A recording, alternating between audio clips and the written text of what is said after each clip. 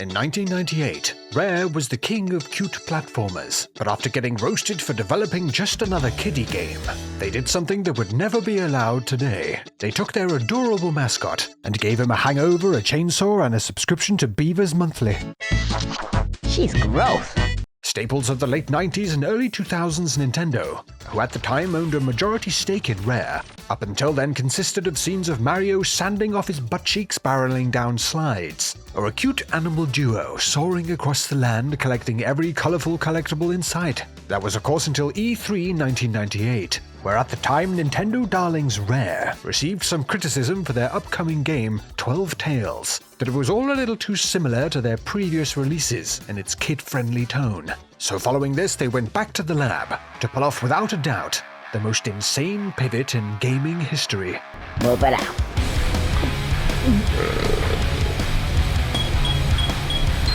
I don't rightly recollect liking your type. Were your parents related, like before they were married? You better get this fat-ass bitch off from my back pronto!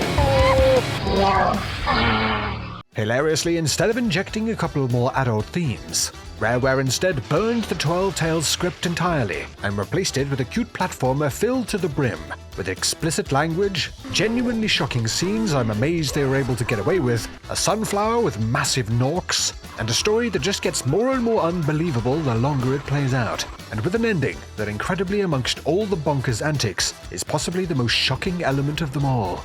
But what is it about this game that for Nintendo and Rare was a commercial failure that led to it not only getting a remake, but is also still quoted and heralded as a cult classic to this very day? Well, join me today as we find out. And for some added spice, diving into the uncensored version to go along with my physical copies that I actually own, Nintendo. So please, Nintendo, kindly leave the video alone. Nintendo?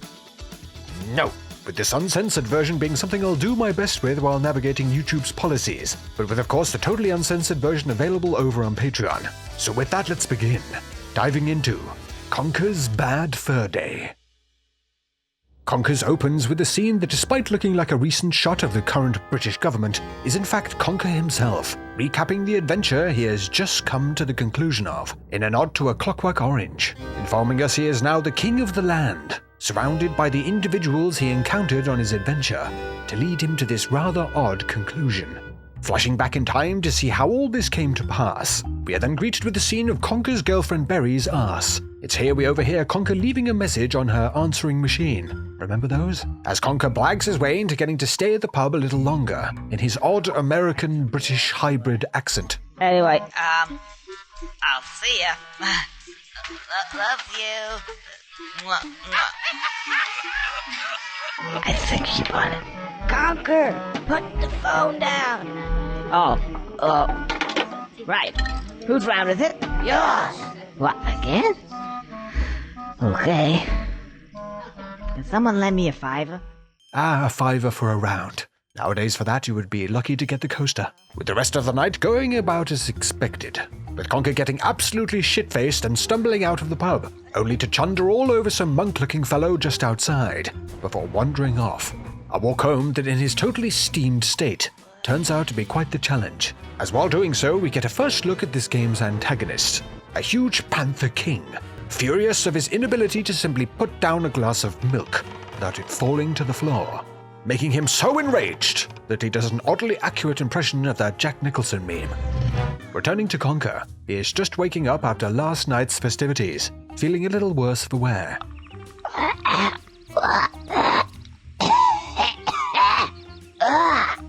Oh, no. Relatable. Now with a steaming hangover, and looking like me after attempting to sift out all the AI-generated music from the licensing company I use for these videos that I pay money for, he manages to stumble over to the first of a number of ridiculous characters. Here we meet Beardy. Beardy? You haven't got a beard. No. Birdie. I scare birdies. Okay, Birdie. with this gentleman also seemingly being a little cooked. He does actually help out Conker by talking him through some of the context-sensitive pads in the game that will provide Conker with something associated with the task at hand, be it useful or silly.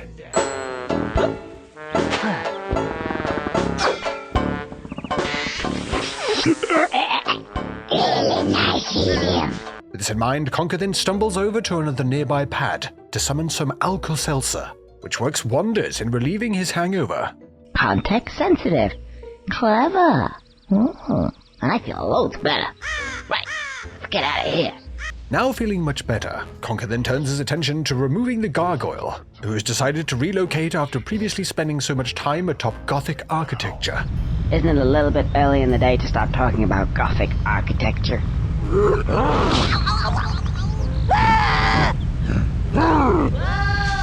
Remembering his trusty frying pan, What do you think about all this, Birdie? Conker swiftly deals with the bridge blockage and arrives at Windy, the central hub of the game. Meanwhile, we see the Panther King attempting to handle his milk-spilling issue by summoning his oddball professor, who after explaining the complex mechanics around the table missing a leg, is charged with sorting it out, and quickly. Because we know what happened last time. On it well. With all this getting to the professor, as he clearly shows when heading back to his lab, spitting out obscenities like a legless weasel. Duct tape? I'll get him a duct tape. Asshole. I'll come down here, I'll show him what the duct tape is, I'll show him where to stuff it. Stupid. Clean slate, yeah, clean slate. This, anti-gravity chocolate, it's kind of working. That's voodoo. Out the fucking window with that. Returning to Conker, we get to explore around the area, retrieving a hive for a queen bee who we find out is distraught due to her husband running off with another woman. Or bee. Bees? And a turn of events that we will end up getting quite involved with, of course. How hard can it be? Bzzz. Bzzz. We'll see who brings in more honey. With it being quite the sight indeed, with Conker at least cheering her up a bit, by way of retrieving a nearby hive from some wasps, leading to her getting quite the spot of revenge, and landing Conker some cash. Somebody call for me.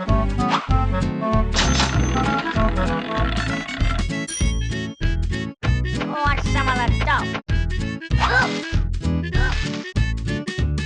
Yeah, cash prizes.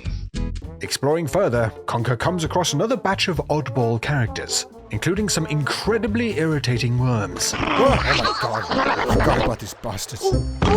and some Scouser beetles. Alright, who's this? Looks like one of them skills. I reckon we should get down there and kick the shit out of him. With Liverpudlian, if you ask me, being the final boss of understanding the numerous British accents. I mean, from time to time, even I have to give it a couple of goes. We don't get knocked out. We crack on through anything. Looking for a way to deal with the Scouser beetles, Conker once again turns to Birdie, who offers him a manual, but for a price. Well, $10. Long time.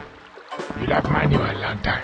Now able to fire off some shots to clear the way, Conker heads up the hill, needing to choose between two paths, put off by one that smells suspiciously like crap, and will hold a whole host of insanity a little later. He heads through the path to the right, to find a couple of those blocks from Super Mario, experiencing a spot of trouble. You better get this fat-ass bitch off of my back pronto. Gee, so many people around here want me to solve their problems. What are you gonna do for me then? Trouble that he resolves by dealing with a nearby mouse, while getting his hands, of course, on some more cash. Yeah, I think the round's on me. I'm gonna get tanked tonight. With all this exploration coming with its own set of hazards. Oh, okay, well, that's embarrassing. Oh, for God's sake! Along with some rather brutal endings. Oh dear. Because why would that work? Good lord. Upon losing all his lives, Conker now finds himself surrounded by darkness, an ominous bell ringing out in the dark, and a mysterious figure approaching that surely brings with it impending doom and damnation delivered by the most horrifying of dark spectres. Can't be asked for this bloody ridiculous contraption. Whose idea was this anyway? Right. Hello. My name's Greg, the Grim Reaper. Don't laugh. Aren't you a little shot to be a Grim Reaper? Well, how many Grim Reapers have you met before, mate? What am I supposed to look like? Yeah, that's a good point. Well made. Here we meet Greg the Grim Reaper, a personal favorite character of mine that I certainly have not shoehorned into a ridiculous amount of my own content. Call upon the one and only Greg. Greg the Vampire. Introduce you to an NPC that I've come to know simply as Greg. Greg explains that due to Conker being a squirrel, he does in fact have multiple chances at life, providing he can collect enough tails to grant him some extra lives. A useful system, but albeit, when explained by Greg, rather strange. Strange? The best bloody deal you're going to get, you little prick. Right, that's it. Piss off. I've got some cats to see. Bloody things. I hate those bloody cats. The way they meow and they piss everywhere. And their shit smells just bloody awful. All over my face. Returning to the world, Conker continues to explore to try and make sense of the goings-on, opening up and wandering into a barn that, after speaking to some of its inhabitants, finds out that this is indeed a trap, sprung by the tools inside, looking to kick his ass for some reason. Frankie, go kick his ass. Go kick his ass. I ain't kicking it. But it's always my turn to kick their asses. Frank, just get over there and kick his ass, Frank, for sake. I'm a paint pot anyway. I'm a paint pot. Go kick his ass. Okay, I'll kick his ass. I don't rightly recollect liking your type. Were your parents related, like before they were married? With the pitchfork failing to kick Conker's ass, he returns embarrassed to his mates, who roasts him so hard he decides to reverse birth himself. This is getting so stupid now! From the ceiling of the barn. Seeing this, Conker rushes to cut him down, leading to Conker befriending the pitchfork, which is a stroke of luck indeed, as a huge hay monster then emerges from the barn to do some real ass-kicking. But luckily Conker has just what he needs to battle back this giant brute, thanks to his new buddy. Someone is going absolutely apeshit on that banjo. As this fight continues, we find out that this brute has a fair few tricks up its sleeve, crashing down through the floor of the barn and re-emerging in a rather dramatic fashion. I don't think I like the sound of that music. I don't think I like the sound of that music either.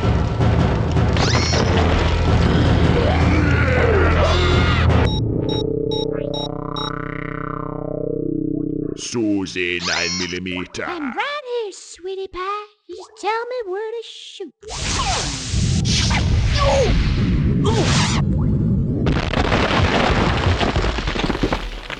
Now facing down, a Terminator made from an anthropomorphic bale of hay. This is a sentence I never thought I'd say. Yay. Conker and his pal pull out all the stops to put the machine down. However, in all the excitement, the poor pitchfork is cut in half, giving way to a rather emotional death scene. I think I'm a dollar. You don't look too good. You may be alright. What do you mean, all right? Look at me. I'm broken in two. I'm just firewood for now. That is rudely interrupted by Conker simply taping the thing back together. While escaping the lair of the Haybot, we get a look at the current goings-on over at the Puma King's castle, where the ever-cunning professor has deduced that in order to resolve the issue with the milk slipping off the table, they will need to replace the table's broken leg, with this broken leg being the exact same dimensions as a squirrel. So the king orders the men to track one down, capping off one of the most ridiculous justifications for a big bad in a video game I have ever seen. But also with the professor having other plans. And we will saw this out. And then my parents. Then, my lord, we will see who uses the duct tape. Returning to Conker, he has managed to convince one of the Scouser dung beetles to make him a dung ball to use to progress into the mountain, only asking that Conker assist him with encouraging the local cattle to speed up their own dung production by jumping into a tap to release a vat of prune juice. Seriously? A task that of course is not that simple, having to duck and dodge a bull roaming the area, but still just about pulling off the task, netting him a tool that he can return to later to help him finish up here in Windy. As venturing further, we can see the way forward is currently inaccessible due to a broken bridge, with his only choice to climb back up and continue his exploration. Well, eventually. Oh, for God's sake. Ah! Whoa.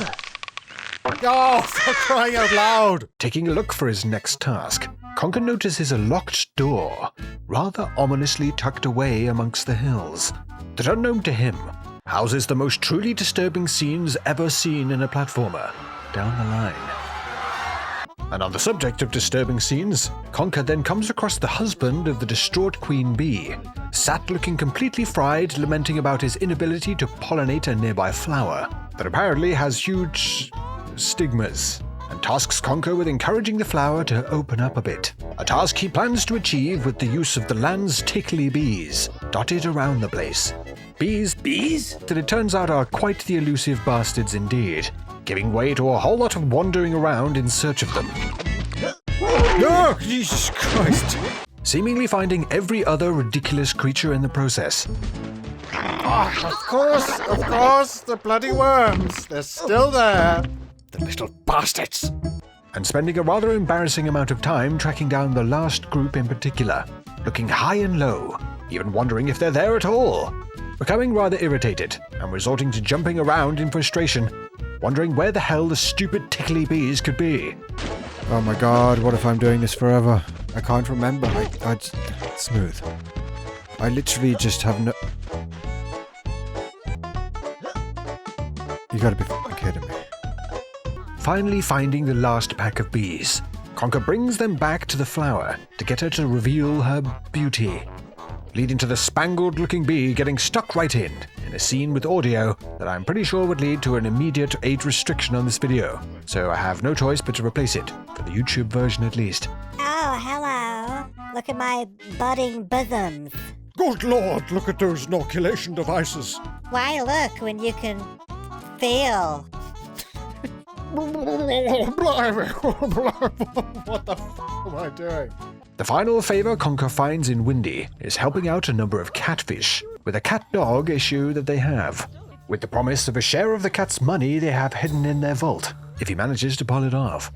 Reining in the dogfish's leash with the assistance of some rather foul-mouthed cogs, Conker then makes it into the vault to hunt for his reward. Hello? Finding a lot more than he bargained for, while diving around unlocking the deeper areas of the vault.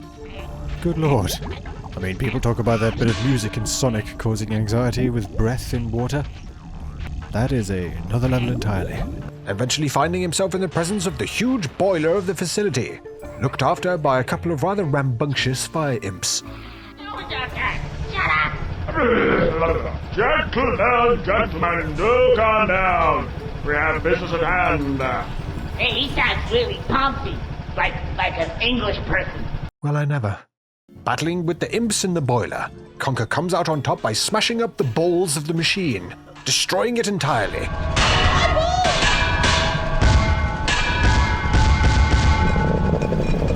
And finally getting his small reward from the catfish, before he is swiftly asked to leave by the now free cat dog, still prowling around.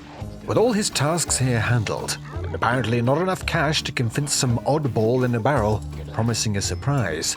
A surprise that when looking at him, I'm not even sure I want him to reveal. Conker then returns to his dung ball, and begins the gross task of rolling it up the mountain, while trying to dodge the still-present Scouser dung beetles. This place is shite. Agreed. At last making his way inside, he is greeted by a less violent dung beetle, encouraging Conker to leave, terrified of the apparent evil force suspected of inhabiting the mountain. A force that Conker will not have to wait long before getting a face and nose full of. I am the great mighty Pooh, and I'm going to throw my shit at you. A huge supply of tish comes from my chocolate starfish. How about some scat, you little twat? Now battling the giant crap monster of the mountain, Conker wastes no time lobbing bog roll into the thing's mouth in an attempt to put a stop to its... with this monstrosity not going down that easily. When I've knocked you out with all my bab, I'm going to take your head and ram it up my butt. Your butt. My butt. Your butt. That's right, my butt. Ugh. My butt. My butt! Regardless, Conker presses on, at last launching enough at the beast to put it down for good, and revealing the way to the next location, where amazingly, things only get more unhinged. While this is all going on, We get to see Berry at her home, complaining about Conker yet again being late, only for a massive stone monster to show up, looking like Burke from Trapdoor. A show with, and I won't hear any argument, the best theme tune ever made.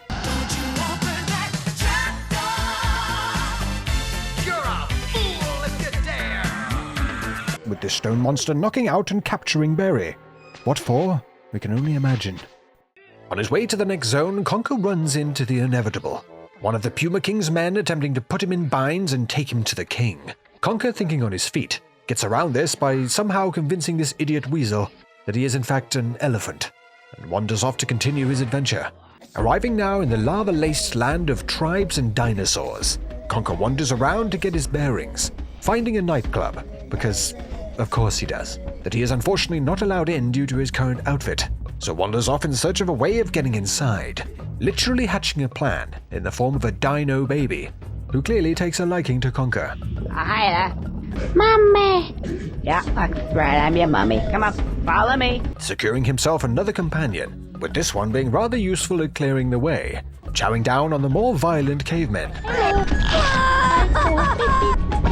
who in their horror remind me of that bloke on YouTube back in the day that used to throw a complete wobbly in those freakout videos. Sacrificing the poor creatures to the spirits of the cave, Conker makes his way into the mouth of the temple, finding another unfortunate soul, along with quite a useful new item of clothing for his trouble. Oh, good lord, Conker. Next to the corpse? Using the hat to convince the other tribesmen to escort him to the nightclub, the group managed to muscle their way to being let in, leaving Conker to take a moment to enjoy a little too much the ambience of a prehistoric nightclub for rock people. Now that's what I call an over-the-shoulder boulder holder. Suddenly spotting his girlfriend Berry breaking it down while stuck in a cage, Conker then sets his mind to breaking her out. Being in a nightclub, of course, with this coming in a rather far-out fashion. Getting completely blasted and pissing all over the nightclubbers to clatter about enough rock to release Berry, who on release does not recognize Conker in his fancy new hat, and darts out. Attempting to follow her, Conker is once again stopped by the doorman, and led to the owner of the establishment to explain himself. A creature who not only turns out to know Berry, but also runs an organized crime syndicate, and isn't afraid to put on a display of his lack of patience. Now keen to smooth things over with the Mafia Weasel, Conker agrees to do another favor, to bring a bomb deep into the lava mountain, to blast a hole in the home of the cavemen, and with the Mafia boss kind enough to even provide photos of the path we need to take to do so.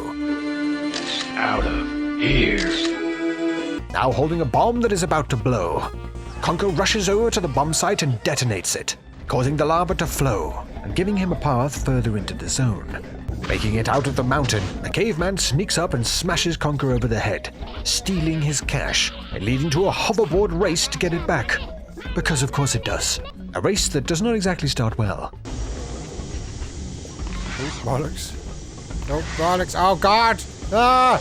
Oh, my... For f***'s sake! Just... Oh, right. Finding his feet a tad, the midsection of the race doesn't go any better, getting absolutely annihilated on the wandering dinos without knowing where they'll plant their legs till the very last second. Oh, for God's sake, how am I supposed to know? Somehow managing to pull this off, Conker blasts through the finish line and right into a huge arena, with the hulking leader of the cavemen watching over in the company of a busty lady and an audience of cavemen.pngs, with there being no prizes for what is about to unfold next. Conker needing to battle his way not only through the hordes of cavemen warriors, but eventually even the man himself, helped out by befriending one of the cavemen's dinos. Eventually. Look at that face! And taking chunks out of the hulking bloke's ass until he has a bit of a wardrobe malfunction and runs away embarrassed of his prehistoric microbead. Now free from the dangers of the lava zone, and with some more cash for his trouble, Conker finds that he finally has enough cash to give to that strange bloke in the barrel to unlock whatever nonsense he's planning. Turning out to be silly, yes, but also rather cathartic. You bastard worms! Flinging off the barrel and face-planting into the floor, Conker takes a moment to recover, but when waking, seeing that it is now nighttime. Curious about the new hole he has created with his barrel shenanigans, he investigates, only to find Greg. I don't bloody believe it. I've got fish versions of the little bastards now. Come here. I'll show them. Oh, this little again. I got your number, mate. It's down to 2 for you. There's a wanna. Yes, not long for you now, you little prick. Greg informs Conker that if he is looking to progress further up to the manor, he will need a better weapon, and to watch out for one of his ancestors up ahead, with Greg kindly providing a shotgun before getting back to his business, now armed and clearly dangerous. Well, if that wasn't a ready-as face if I ever saw one. Conker heads towards the manor, meeting the previously mentioned undead hordes in the process, giving him some nice target practice for his new toy, kindly provided by Greg, who is surprisingly turning out to be quite the useful little tit indeed, despite his squeaky outbursts. Just you wait, smart ass. Which makes me wonder how the chap would sound if he was pitched down a tad. Oh, bloody hell, you would have to be a sodding squirrel, wouldn't you? Well, yes, there is, actually. It's like those bloody cats. Such a pain in the ass. Okay, Greg has somehow shifted from otherworldly silliness to sounding suspiciously like my neighbor. Pete! I have a question. Blasting a path to the huge manor. No, it couldn't just be a path, could it? Conker wanders in, to be immediately greeted by the owner. Welcome to my house. Please, enter of your own free will, and bring with you some of the happiness that is so evident in your face. I love this. How is this not a meme? And so lacking in my own. He's not getting there. Okay, I'll just cross this threshold here. I'm sure that's of some significance. I don't think what it is. Anyway, my hairdo. What? Nothing. Talking with the homeowner, he welcomes Conker in, leading him to the dining room and showering him with food and drink. Nice. More wine? Are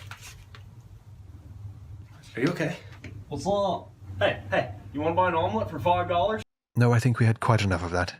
With this chap doing so while getting quite irritated with Conker's remarks about some of the paintings on the wall. Yeah, and he had really stupid teeth as well. Didn't they have any dentists back then? Who are you to criticize me or my ancestors, whose blood runs into these veins?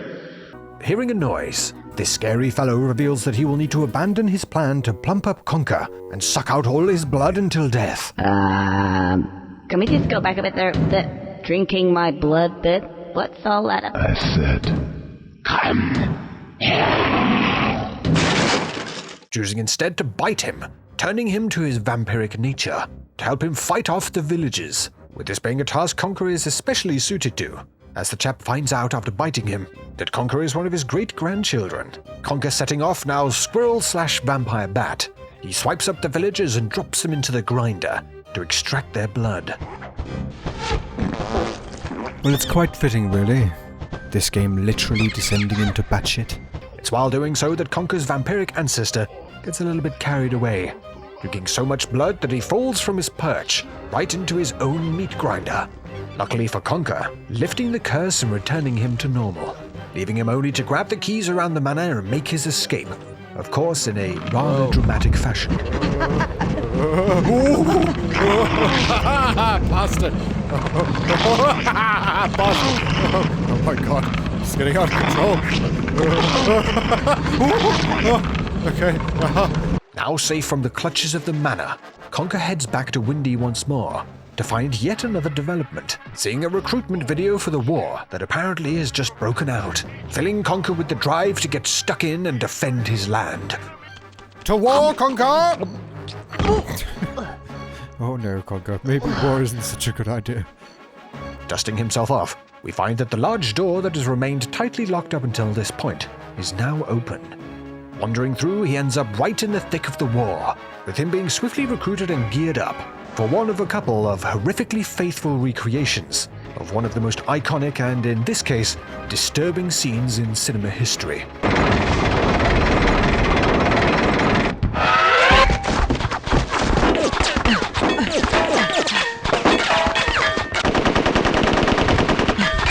getting to experience a near shot-by-shot recreation of the Omaha beach landing scene from Saving Private Ryan, and a scene recreated to a incredibly gratuitous level.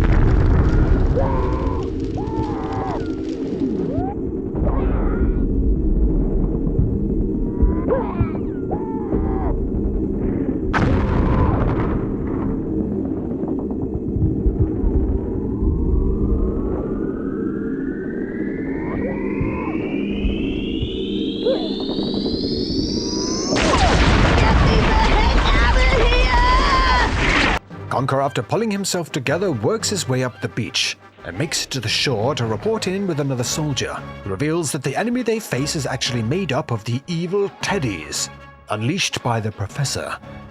Teddies? I hate these guys. Get your head down! This is crazy! We've been locked down here for the last 10 hours! Where the hell up there? Machine gun nets! Gotta clear them out, boys! What was that you say?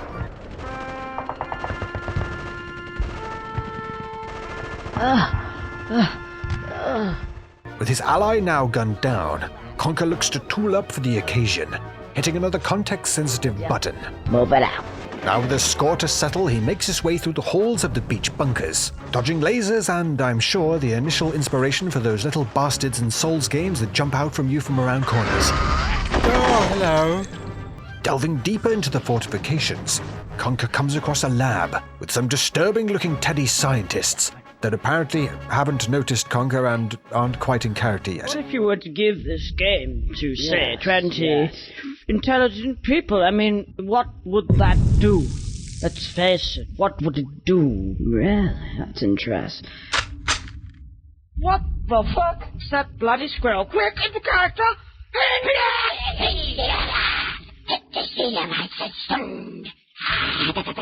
Gunning down the forces, Conker finds one of the Allied victims of the experiments still alive and looks to free him after choosing which of the two levers to pull. Of course, leading him to pulling the wrong one and char-grilling the poor bloke.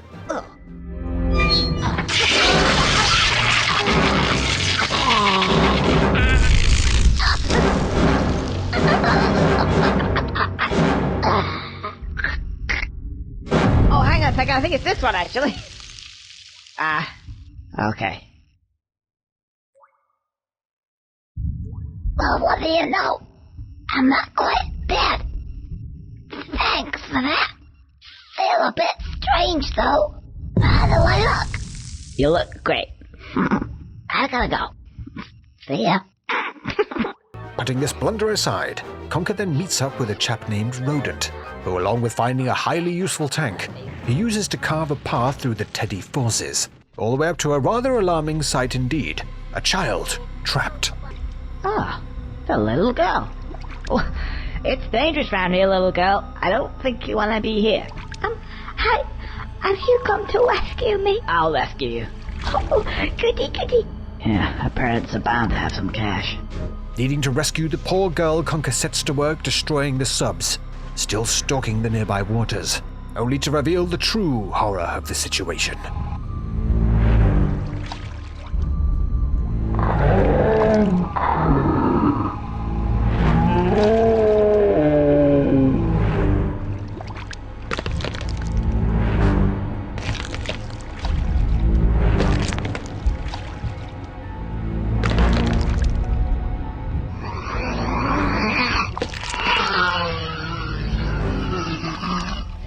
Here we go.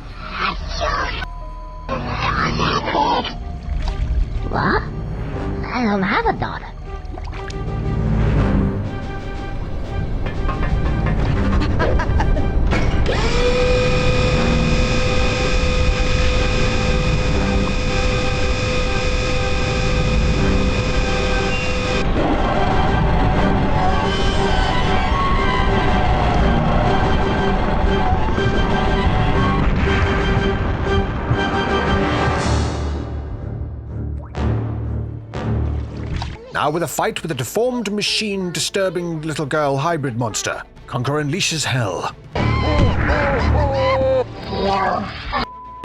Shooting off the arms and putting a stop to the hulking nightmare. A victory that unfortunately will be short-lived, as the evil child sets off a countdown of a huge set of bombs, leading to Conker having to sprint back to the Allies for any chance of survival. And surprisingly, a task that makes the towering boss fight feel like a child's birthday party in comparison, with a beach section of instant kill enemies appearing out of the ground in groups. What is it supposed to... What is it expecting me to do? Acquiring pinpoint accuracy, using a controller that looks like some sort of Martian butt plug. Oh god, why did they bring this controller this way? What is it? What even is it? With this endeavor taking quite the time investment indeed, and I'll admit, the odd bit of rage. What? It went through the bloody fence! Getting instantly blasted while trying not to imagine Greg cackling maniacally in the distance. Regardless, in the end, the boat is reached, getting to only now look on at something I can't quite make out due to the graphics, and watch as it all comes crashing down. Finally returning to Windy, Conker finds that the ominous-looking path with the rope ladder from the black latrine that was previously inaccessible is now opened, with him wasting no time in checking it out, only to find the Weasel Mafia boss once more. Once again with Barry, and once again with another job for Conker. A bank job, to be specific. Hitting up the Feral Reserve Bank, with this eventually being a job Conker agrees to. But I'll do it on one condition only. What? That I get an outfit that's as cool as hers. Deal.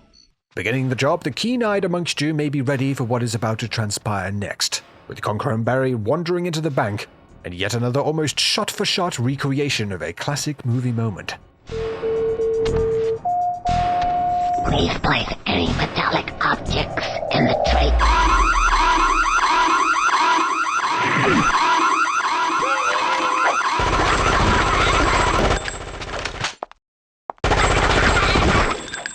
Cutting down the security, rushing to stop them, using the patented slow-mo action shots. The pair arrive at the vault to see a whole pile of cash, $1 million to be precise.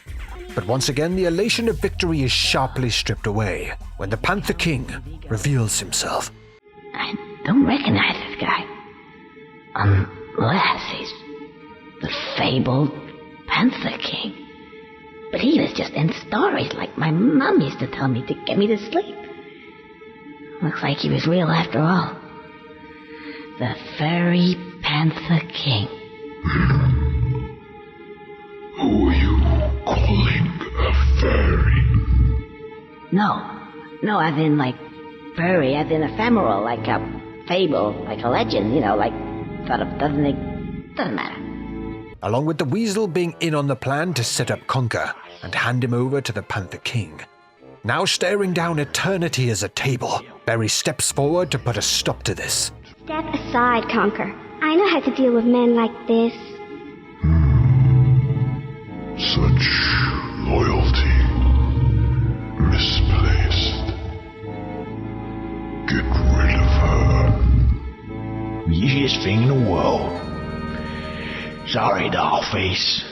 Business is business. Adios. What the? Hey, mind where you... Barry?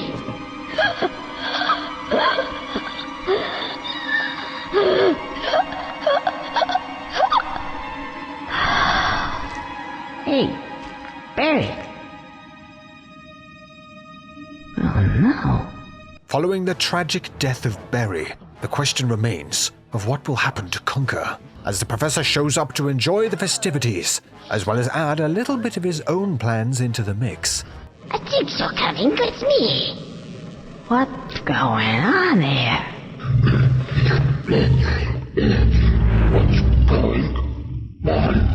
I haven't heard it come. Yes, my liege. Let us kill 2 birds with one stone.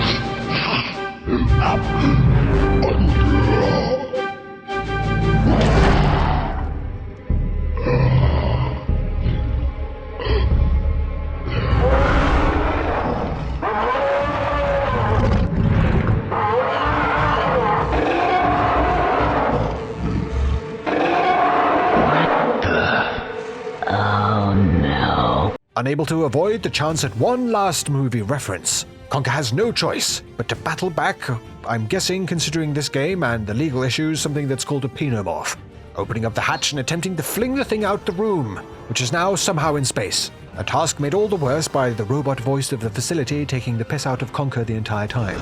Warning. Warning. No.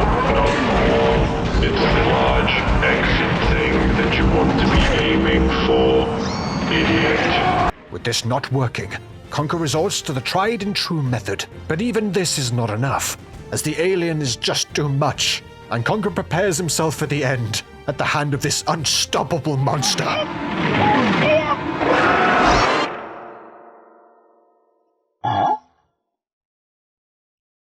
Hello?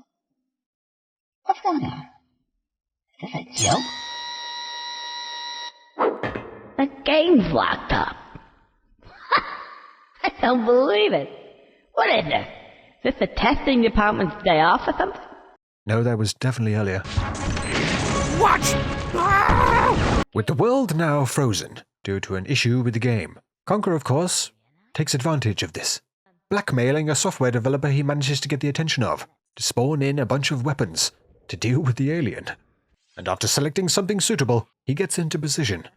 On my mark, and not a moment sooner. 3, 2, 1, and action.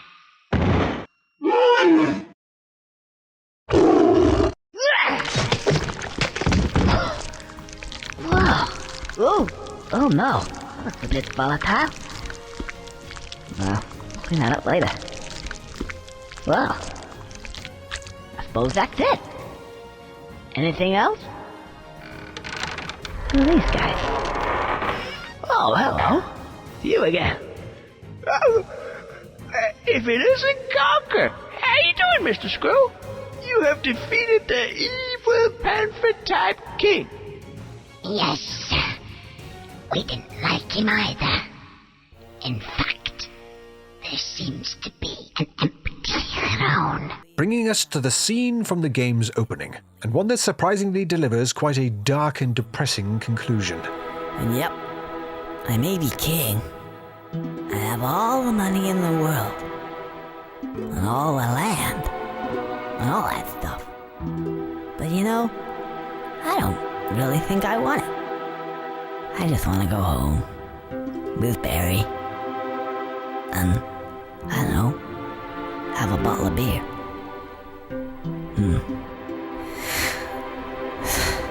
It's not gonna happen. It's true what they say. The grass is always greener. And you don't really know what it is you have until it's gone. Gone. Gone. With this ending resuming once again following the credits, just to further drive home the idea that things have only gotten worse for Conker, still drinking his now even more compounded sorrows away, and wandering into the night.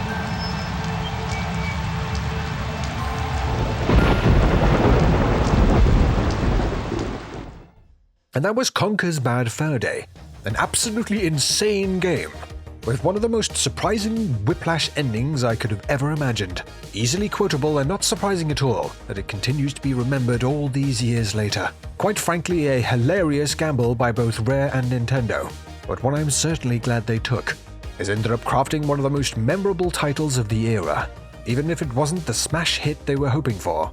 But enough from me, what do you think? As always, I'd love to get your thoughts down in the comments. Of course, including anything else you would want to see coming up on the channel. And if it's another bonkers adventure you're after, then I'm sure you'll enjoy the whole playlist of them coming up in just a few moments here on YouTube, as well as of course there being a wide array of completely exclusive content, ad-free and uncensored versions of the channel videos, to go along with a whole load more over on the channel Patreon. Link to that is in the description, and a huge thank you to all of those of you that are already signed up. Please drop the video a like if it was to your liking. Don't forget to subscribe so you don't miss the next upload. Thanks again, and I'll see you in the next one.